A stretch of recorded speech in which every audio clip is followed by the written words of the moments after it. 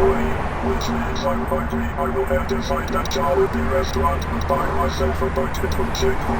But first, I'm going to check if I have money in my butt. Oh no, I don't have any money in my butt, which means I can buy myself a bucket of chicken from Jollibee. What can I do?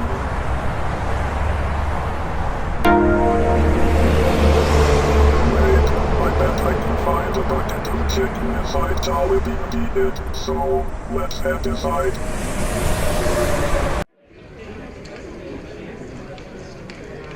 Perfect, I found a bucket of chicken. Let's eat it.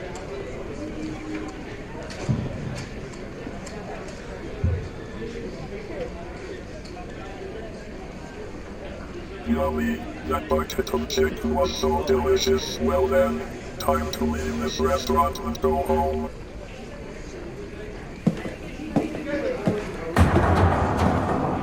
Oh no! My bucket of chicken is gone. Someone must have eaten my bucket of chicken here in Jollibee. Who ate my bucket of chicken here in Jollibee?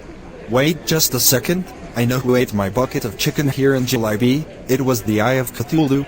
Well, let's see how he likes it when I call his guardian at the Terraria open land.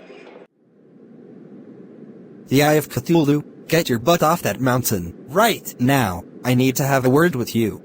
Uh-oh, I'm going to be in so much trouble right now. The Eye of Cthulhu, we just received a call from Max. He told us that you are his bucket of chicken at Jollibee. Is this true?